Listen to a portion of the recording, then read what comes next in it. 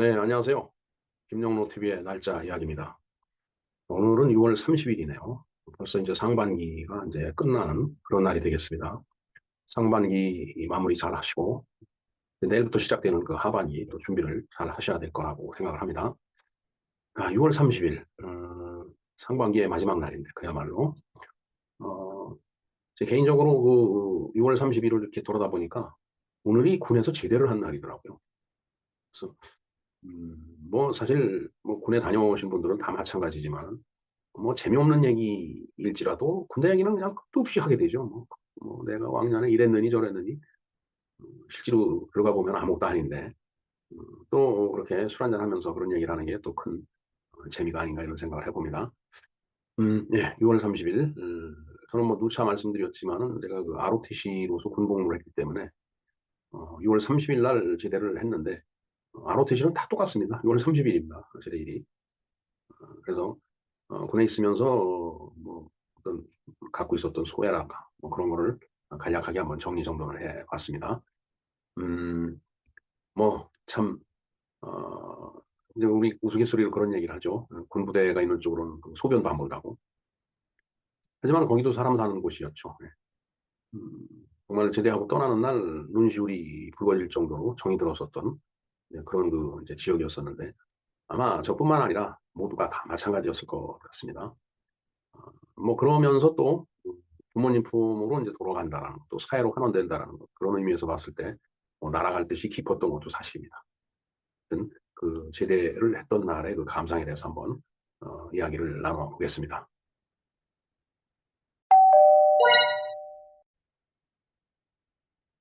네, 오늘이 소집 해제 제대 군에서 제대한 날이라고 말씀드렸죠. 네. 음, 하여튼 그 군에 관련된 그 얘기는 뭐 특별히 재미가 있어도 없어도 끝도 없이 얘기를 하게 되더라고요. 그래서 다시 한번 또 얘기를 해보겠습니다. 음, 오늘이 사실은 이제 군에서 제대를 한 날인데 ROTC는 다 똑같죠. 네. 왜냐면 3월 달에 들어갔다가 그 다음 해에 6월 달에 6월 말에 이제 제대를 하게 되죠. 저희들은 이제 ROTC 16기였기 때문에 76년 3월 달에 이제 입단을 하죠. 그러니까 후보생이 된 겁니다. 그리고 이제 2년 동안 학교에서 군사훈련을 받고 요즘 ROTC는 그때하고는 좀 다른 것 같아요. 교육받는 체계가. 그때는 이제 교련이라는 과목이 있었기 때문에 그 교련이라는 과목을 그 일반 학생들보다 두 배로 받았어요, 우리는. 두 배로 받고, 그다음에 여름에 한 달간 또 하계 병영 훈련을 들어가고, 또 가을이 되면은 교육사일 받는다고 해서 또 나가서 이제 군사훈련 받고서 이제 하루 날 잡아갖고 저기 그 행정학교 가서 이제 실력을 이제 군사력을 테스트 받는 거죠. 그거를 이제 2년을 하고서 이제 1978년 2월 달에 소위로 임관이 됐습니다. 그리고 이제 바로 다음 달 3월 달에 이제 병과학교를 들어가서 4개월간 병과학교에서 교육을 받았죠. 이제 졸업하기 전에 인관고사를 보는데 인관고사를 보면서 이제 2년 동안 쭉 쌓아온 군사학 성적이 그 인관고사와 같이 합쳐져 갖고서 바로 그 군번이 됩니다. 군번. 그러니까 우리가 3,639명이 이제 인관했는데 1번부터 3,639번까지 딱 그 정해지는 거예요. 그래서 이제 ROTC는 군번을 보면은 요즘 ROTC는 그렇지가 않을 것 같은데 우리는 군번을 보면은 이 친구가 군사학 성적이 어떻구나 이게 나오는 거죠.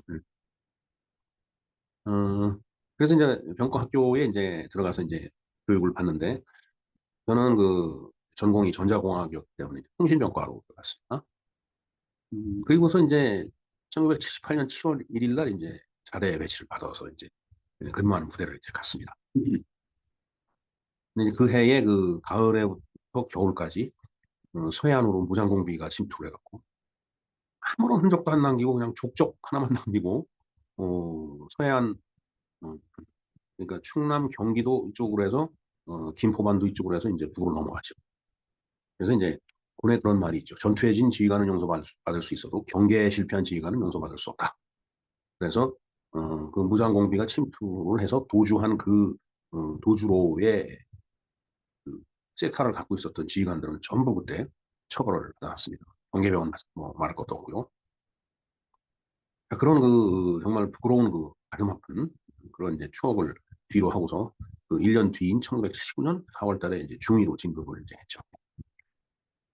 그런데 그 해 10월 달에 이제 12.6 사건이 이제 있었어요. 박정희 대통령이 이제 시해가 됐는데, 정말 그 박 대통령이 그 유고다 그러니까 저격을 그때 몰랐어요. 그런 건지도 뭔지도. 근데 자우지간 이제 서거를 했다라는 말을 딱 듣는 순간에 그 새망치로 머리를 탁 맞는 기분, 그런 기분이 느껴지더라고요, 정말. 그만큼 박정희 대통령이 차지하고 있었던 권력의 크기라고 할까? 이 어마어마했던 거죠. 이제 그리고 나서 이제 그 다음 해에 이제 아, 제가 오타가 났네. 1980년이 아니라 1979년 12월에 12.12 사태가 있었죠. 80년에 이제 5.18 사태가 있었습니다. 그리고 나서 이제 6월 30일 날 이제 수집 해제를 이제 제대를 했는데, ROTC는 모두가 6월 30일 날 제대를 합니다. 그래서 제대일이 똑같아요. 선배가 됐든 후배가 됐든 동기는 당연히 똑같고요. 자, 그래서 1980년에 이제 저희들이 이제 제대를 하고서 이제 사회로 돌아왔죠. 학교는 졸업을 한 상태였고. 근데 그때 당시는 정치 사회적으로 굉장히 혼란했었어요. 어, 취업이 안 됐던 해요. 그러니까 워낙 경제가 커져가던 그 시점이었기 때문에 뭐 실업 상태로 놀거나 이런 친구들은 없었겠지만은 어, 대기업 같은 데서 이제 채용을 상당히 주저하던 그런 이제 상황이었죠.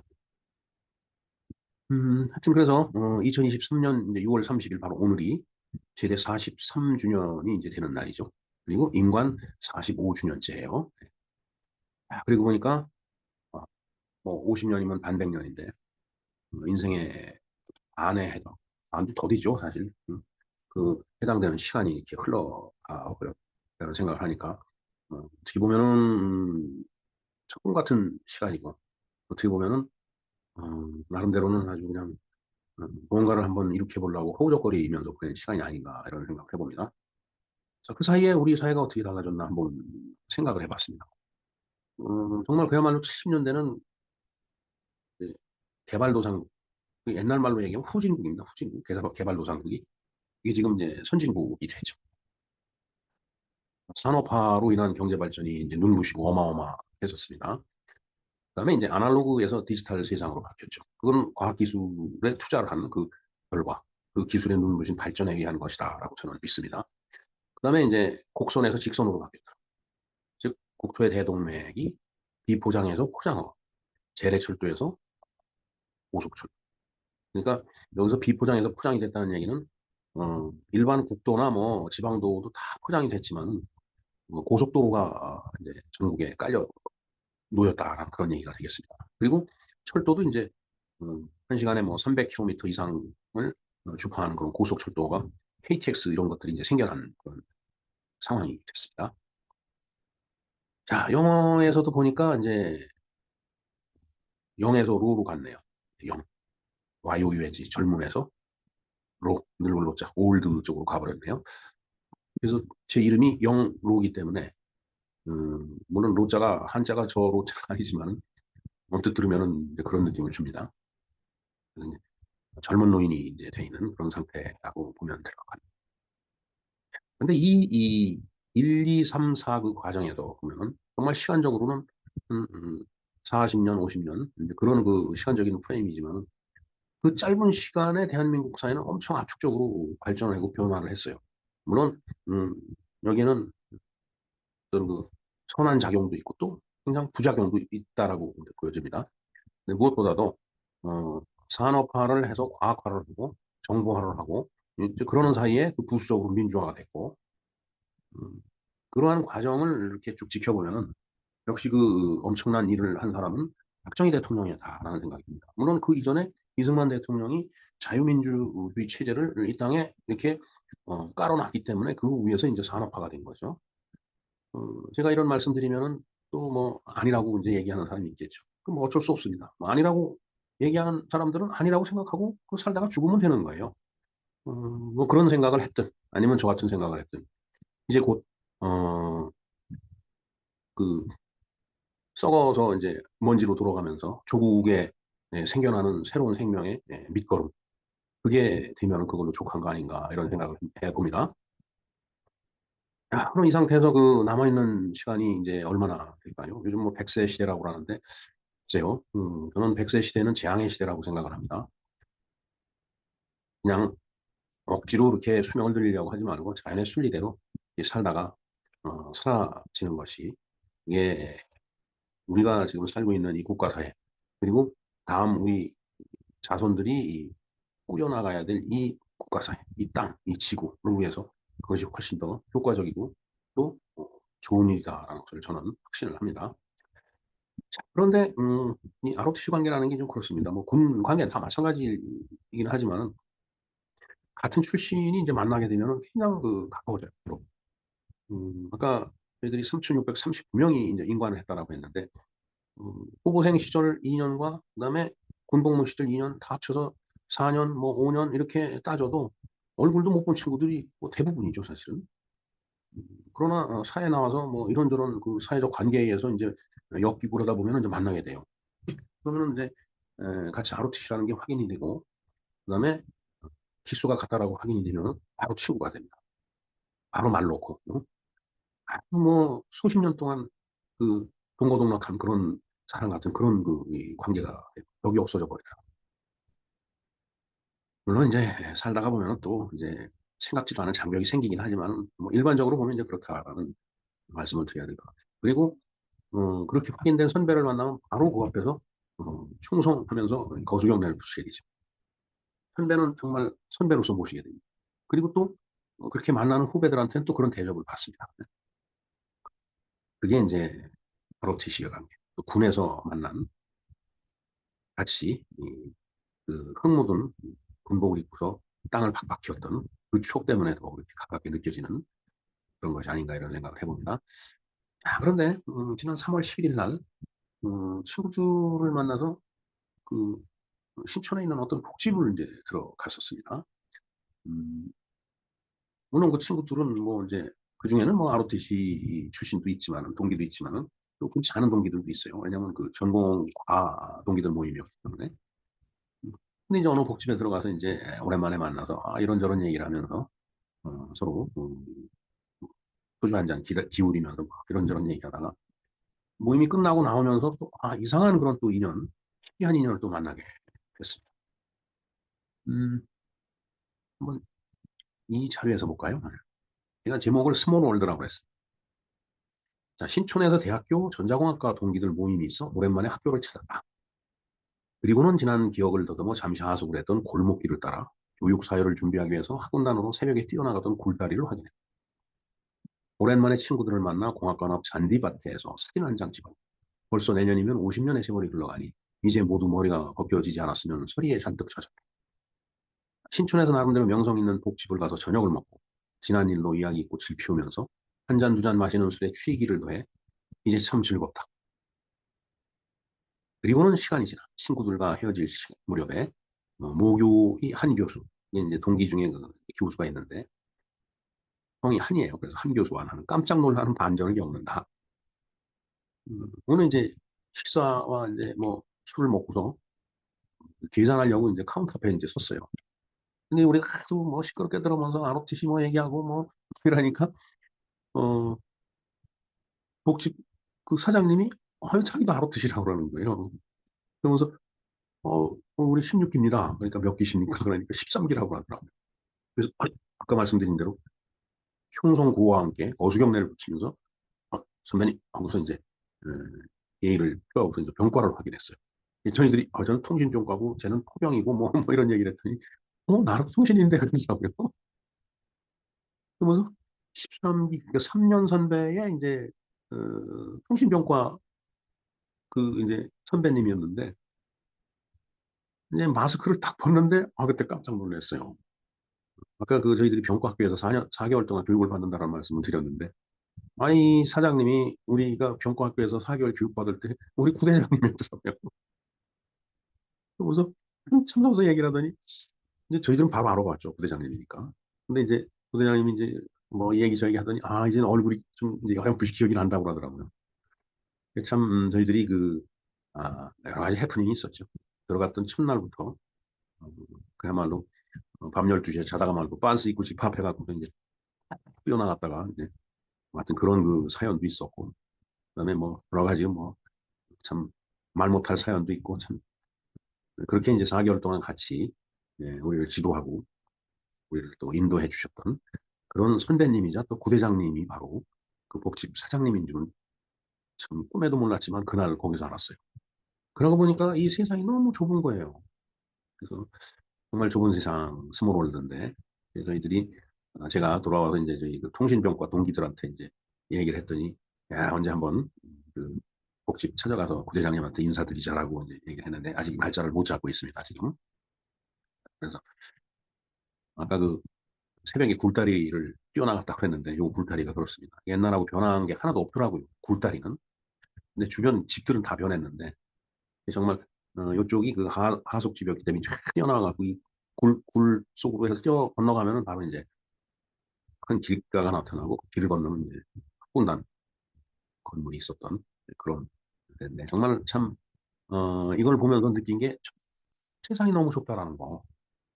그래서 나쁜 짓 하고 살면 안 되겠구나 하는 생각을 이제 해봤습니다.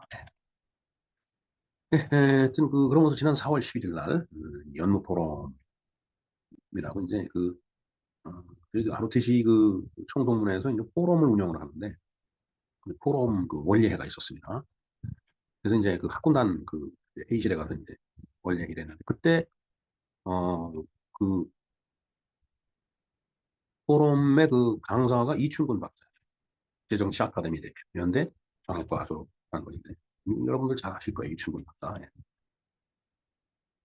같이 강의 쭉 들으면서 유익한 시간을 누리겠습니다.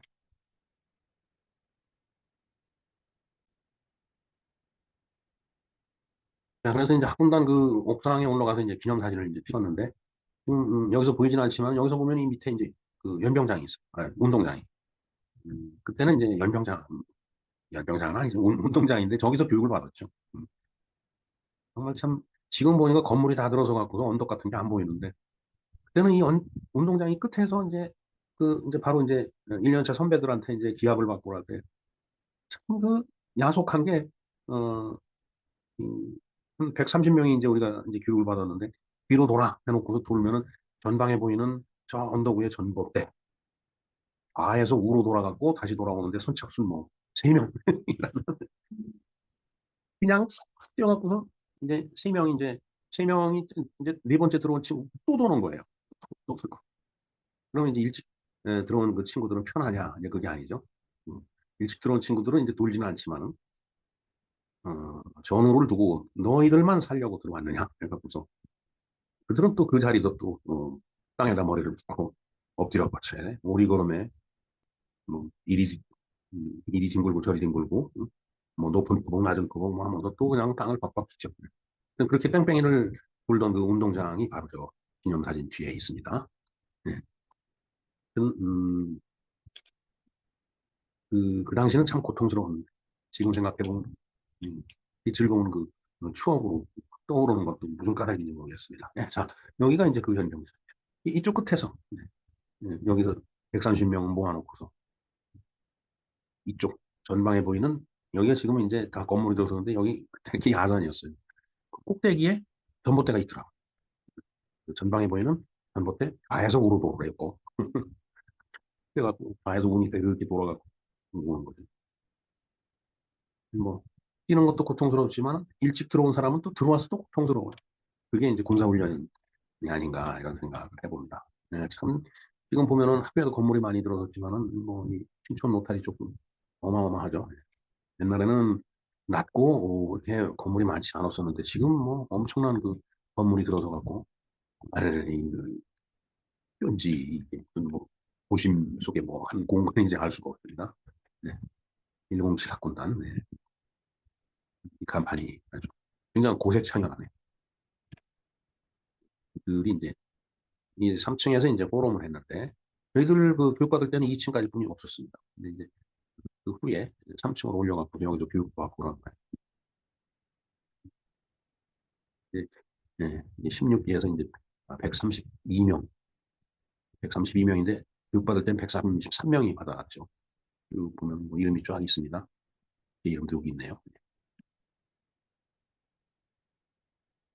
포럼 시간 중에 셀프 카메라로 찍어봤습니다.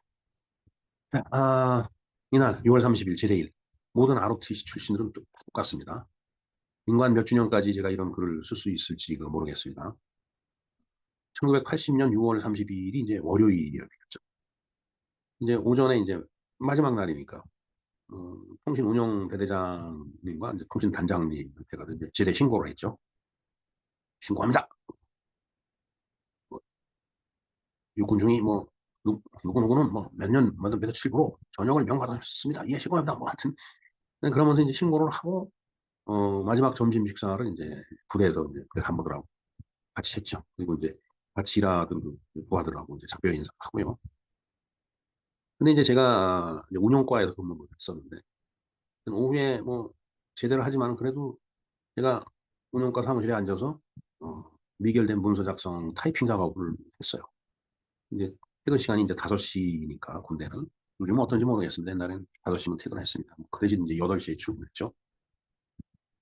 이제 퇴근 시간이 돼갖고서 이제 운영과장님한테 이제 네, 운영계 이제 참모 장교들한테 이제 운용계 그다음에 교육 선임하사 네, 또 저와 같이 일했던 박중사 그다음에 이경준과 손동현 행정병들하고 이제 인사를 나누고 이제 사무실을 나갔습니다. 제가 이 밖에 이제 부슬비가 좀 내리더라고요. 이제 우의를 입고 부대 앞에 가서 이제 잠깐 제가 영해 거주할 때 있었던 그 동네 가서 이제 동네 사람들한테 이제 인사를 했죠. 구멍가게 아저씨라든가 네, 제대합니다. 돌아갑니다. 그리고 거기에 이제 그 여군 홍중사가 그 영해 거주하고 있었어요. 이 홍중사도 퇴근해서 갔더라고요. 참 2년인데 제대해서 가니까 잘 계시라고 이렇게 이제 작별을 하고 그다음에 이제 길 건너 가니까 이제 신대희님 사모님하고 이중사 부인 예, 같이 있더라고요. 참 두 분이 다 미인이었습니다, 진짜. 신대희님 사모님은 정말 어, 정말 누님 같았고, 그다음에 이중사 부인 정말 미인이었어요. 건강하시라고 인사를 하고서 이제 BOQ로 이제 제가 들어왔습니다. 시내에 있는. 그래서 이제 정장교 이호재 대위님이 이제 기다리고 계시더라고요. 근데 그냥 표정이 굉장히 안 좋은 거예요. 왜냐면 이제 헤어져야 되니까. 마지막 날이잖아요. 잠은 또 못 자는 거고.